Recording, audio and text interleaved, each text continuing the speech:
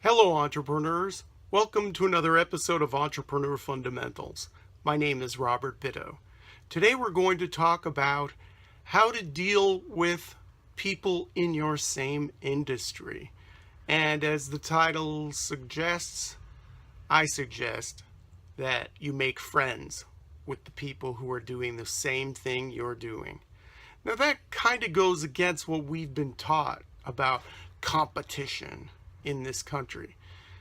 But what I'm saying is these people who are doing basically the same thing that you're doing can be important allies in the quest for customers.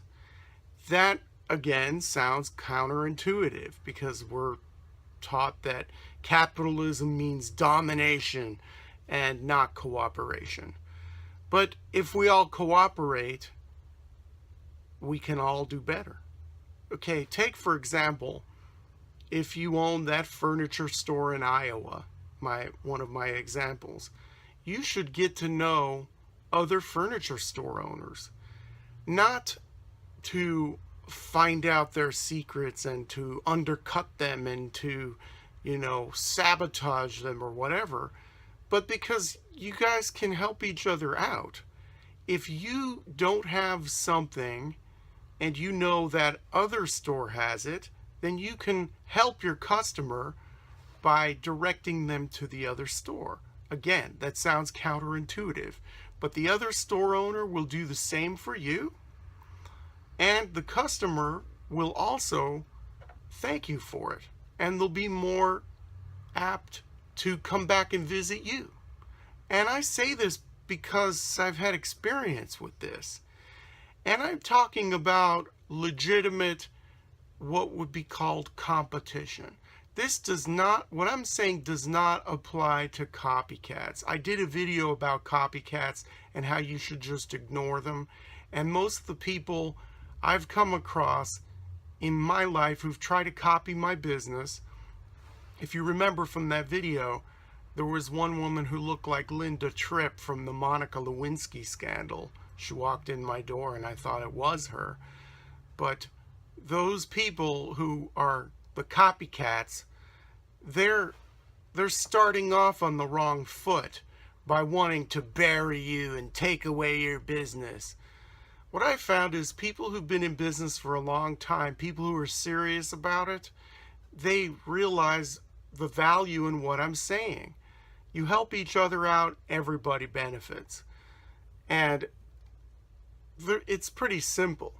I had the same situation in Phoenix. No one directly can compete against you because you're unique and your business is an extension of you. But people in your like industry will have similar things and offer similar products and services that you need to know about. Back to what I was going to say in Phoenix. In Phoenix, I had a unique store. I was selling imports, mostly arts and crafts from Latin America, from Mexico, South America, and Central America. And I still do that now, but I just don't have a retail store. Well, there was the guy who was about, 7 or 8 miles away from me. His name was Freddie. And he inherited a business from his father who had been in business for like 35 years, a lot longer than I had been. And he was selling similar merchandise to mine, but exclusively Mexico. But he had a lot of different stuff that I would never carry, and I had things that he would never carry. He would call me up, I would call him up. I'd get a call from Freddie saying, hey, I have a customer here who's looking for a 6-inch long Sacred Heart Milagro. I don't carry those. Do you have them? Yes, I do. Send them over. And then someone would be in my store and ask me for, Mexican saddle blankets. And I didn't carry that. I'd say, go to Freddie. He had hundreds of different types. His store was huge. It was like 2 or 3 times the size of mine. And so we helped each other. Freddie and I even talked about going on a buying trip together to Mexico. That's not what you hear on, or not what you see on TV or in the movies, or hear about what competitors are supposed to be like.